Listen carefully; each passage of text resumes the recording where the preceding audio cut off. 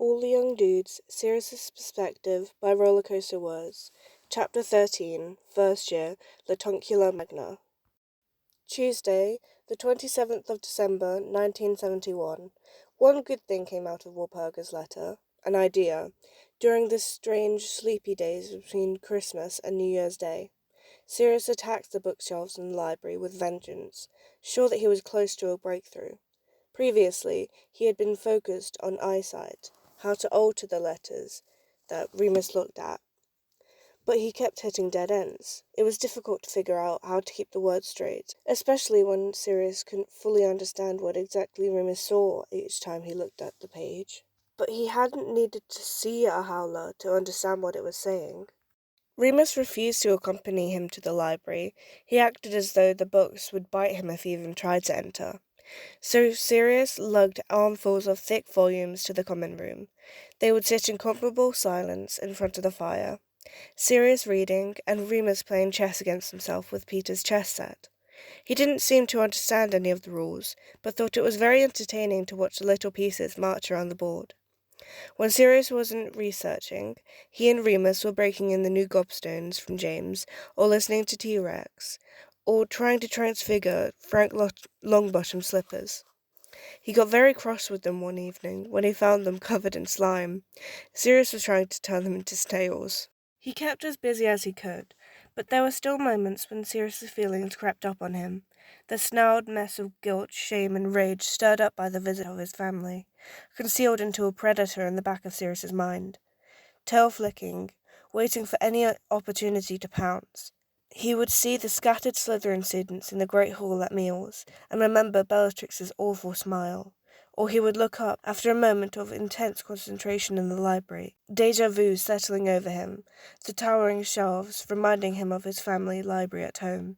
Or Remus would say something funny, and Sirius would laugh until his sides hurt, until he was gasping for breath, and to find himself thinking, "I wish Reg was here." This confusing mess of emotions only upset Sirius, adding to the simmering anger that he tried to lock away. Luckily, he knew exactly where to focus his building resentment. Severus Snape. Remus seemed just as eager to plan the revenge, still furious about Snape's prank with the hair. He took a slightly different approach than Sirius, though.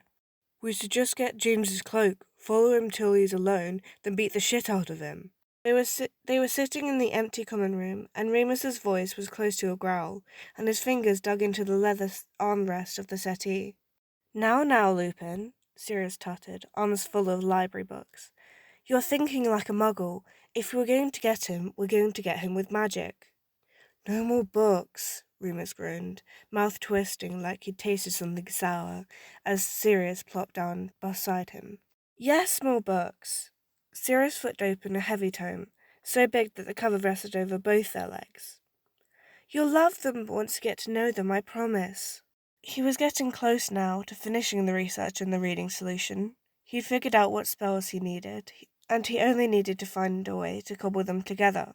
In fact, he'd already started trying different variations in the library, where Remus was sure not to discover him. But Madam Pince had threatened to ban him after a succession of failed attempts that resulted in books screaming aloud. "So what's this one about?" Remus asked, although he didn't sound very enthusiastic about the question. "Jinxes and hexes. A lot of them are really complex, though. I mean, we're good, you, me, and James, anyway. But I think we should stick to the basics. Simplicity is key." "Okay," Remus muttered. "So I thought we could brainstorm all the stuff we could do and see if that lends itself to any good jinxes," Sirius continued on cheerfully, undeterred by his friend's lack of enthusiasm. "So, I'm really good at transfiguration. I got the best marks, even after you started catching up." "Right," Remus nodded. "And James is a bit better than me in defense against the dark arts, which you'd think would be helpful when dealing with a slimy creep like Snivelus. But we really haven't learned any good spells yet, except for disarming stuff, so that's no use." He chewed absent-mindedly on his quill, a habit his mother hated, but she wasn't here, and continued. "James is good at flying, too, obviously, but I don't know if that's going to be any help. And then there's Pete, good at sneaking around and grunt work, I suppose." The one good thing about not having James around was that Sirius didn't have to try quite as hard to hide his disdain for Peter. It was true that the boy had grown on him. He could be funny sometimes. He was always up for a game of chess or exploding snap. But he was so desperate for James's attention, and he was nowhere as good as magic as the rest of them. Pete's good at herbology, Remus suggested. And potions. Both useless, Sirius shrugged. You were the one who came up with the rosehip thing, and we're never going to best Snape at potions. Hate to admit it, but the bastard's too good. It wasn't like he was being mean about Peter, just honest. Anyway, then we've got you. You're probably the best at charms. Not best, Remus said quickly. I'm good at levitation, I suppose, but that's about it. Sirius rolled his eyes, waving a hand impatiently. Oh, shut up. This is no time for modesty, Lupin. You pick up spells better than anyone. If we find a sufficiently hideous hex in there, then I'm counting on you to figure out how to do it. Remus shifted uncomfortably, even though he was just stating the facts. Sirius ignored his friend's blushing, focused on the task at hand. It has to be something big, he murmured, flipping all the way to the back of the book and making Remus yelp when the full weight of it thudded into his lap. Sirius ran his finger down the index. Something much worse than the hair thing. Next to him, Remus tensed up. After a moment, he pushed the book away and stood up, stretching. Dunno why you think I'll be any help, he insisted, yawning. Sirius grinned. Muggle insight, he said. Like the itching powder. You can come up with stuff Snape won't see coming. Remus frowned, scratching his head. His lower lip jutted out. The expression he wore whenever he was concentrating on something. Can't think anything bad enough, he said. Once we got a bucket of water and propped it above the door, which you have to leave a bit ajar, you know. Then Matron was supposed to walk through and get soaked, except Matron didn't walk through, the cook did. We got served shit food for a month. As if on cue, Remus's stomach growled. The boy was always hungry. Pretty tame prank, to be honest. Are you hungry? Can we go down for dinner yet? Yeah, I suppose, Sirius sighed, closing the book.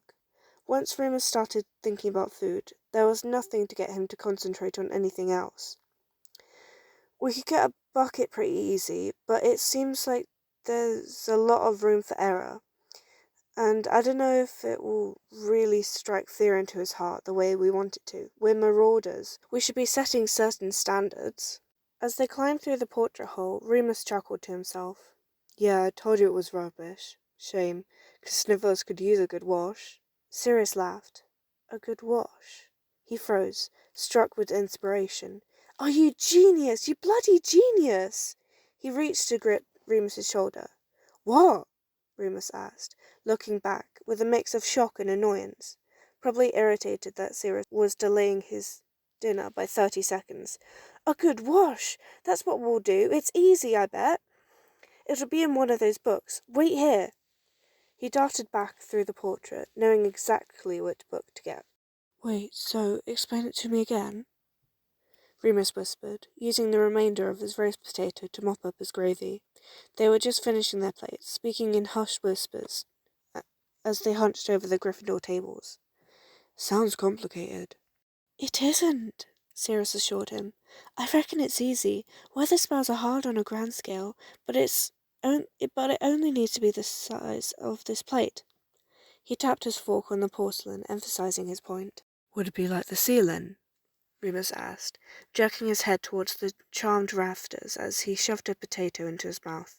It was raining, matching the dreary weather outside, but of course the water disappeared before it could actually hit them. A bit, Sirius replied, but smaller, without whatever charms are stopping us from getting wet. But couldn't he just step away from it? Not if we combine it with the binding spell. But we can't just mix spells yet. Well, I can't. Can you? Remus paused his eating for a moment to glance up at Sirius, who nodded excitedly. Yeah, I've been having a go at it for your reading thing. It's actually not that hard. You just have to concentrate. That's what they say about reading, Remus said skeptically. We'll practice, Sirius insisted. We'll practice loads before James and Peter get back. They'll be dead impressed. Back in the dorms, Remus continued eating, munching on biscuits, as Sirius tore through the pages of one of his library books. It was full of weather charms, no less than 17 rain-related spells, but finally he found one that seemed to fit his vision. He read the directions aloud several times until they were both sure that they understood, and they took it in turns to have a go. Sirius was better at the pronunciation, but Remus was a natural when it came to wand work, and Sirius had to watch how he twisted his wrist to get it right. It took hours, even with both of them working together, but as the clock approached midnight, they finally succeeded. Remus managed to cast a small grey cloud. It slid like smoke from his wand, hovering between them before bursting, almost like a bubble. There was a faint trace of condensation left behind, which dissipated in seconds. Sirius couldn't stop smiling. This is going to work. Saturday, the 31st of December, 1971. Remus was acting weird. He had been a bit off all weekend, touchier than usual, more easily frustrated, restless. Sirius didn't pay it any mind. He was used to Remus's moods by now, but on Saturday he kept trying to ditch Sirius. It wasn't as if there was anywhere to go. They were both confined to the school grounds, and Remus didn't exactly have any other friends to hang out with, unless he had suddenly become best mates with Frank. At first, Sirius thought his friend might just want some quiet time. That was no problem. They had grown quite comfortable sitting in companionable silence, but Remus looked annoyed when Sirius brought his library books down to the common room, which was a bit rude, as Sirius had been lugging heavy books out of the library all week, just so that Remus wouldn't have to be alone. Eventually, he said he was feeling sick. They were lying in their room, listening to T-Rex again. Sirius gamely offered to relocate to the hospital wing. There were so few students, and they'd probably be the only ones there, and he couldn't imagine that the friendly old nurse would mind a bit of music. Sirius was just about to levitate their record player when Remus yelped, "No, I should go alone." His brow was knotted. Sirius stared, perplexed. "Why?" "Well, the spell. You should keep practicing. We need to be ready once classes start back." "We're basically done now, though," Sirius pointed out, frowning. They managed to make miniature rainstorms at this point. In fact, they had nearly flooded the bathroom. It wasn't as if one night off would set them back. "Find something else to do then," Remus snapped, halfway out the door. "I'll see you tomorrow." "How do you know she would keep you overnight?" But before he could finish his question, Remus slammed the door behind him.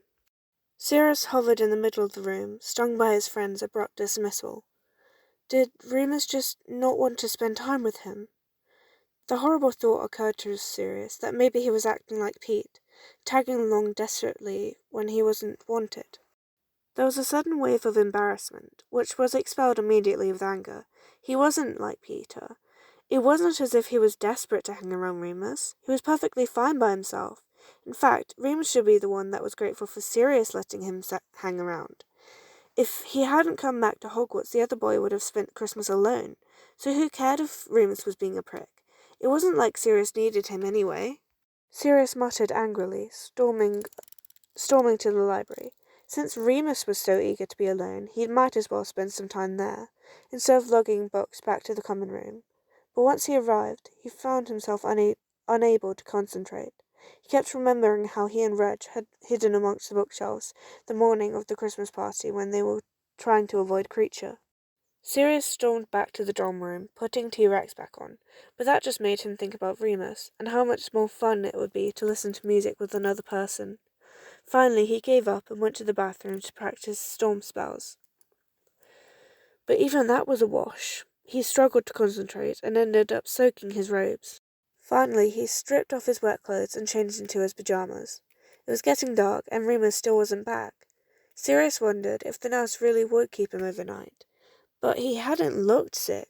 In fact, Remus had more energy than usual. He had been unable to sit still for more than 2 seconds. Surely he would be coming back, right? Sirius waited, but Remus didn't return. He rolled over in bed, remembering all those times his friend had disappeared for the night. Was he in the hospital ring all those times? Did he have some sort of illness he was keeping a secret? Outside, the sky was pitch black, the only remaining light from the moon and the moon. Sirius sat up, staring out the window. A full moon? But that it couldn't be. Sirius felt his stomach drop through the floor. For a moment he could only stare. Then, with a sudden burst of adrenaline, he scrambled to his feet, searching for his astronomy notes and counting the days in his head. Sirius had hardly slept. He was bleary-eyed at breakfast, dizzy from the lack of sleep. He had spent the entire night poring over his astronomy notes. Then he moved to a defense against the dark arts, searching for anything relevant. After that, he scoured his library books, checking to see if he brought anything back to the dorm.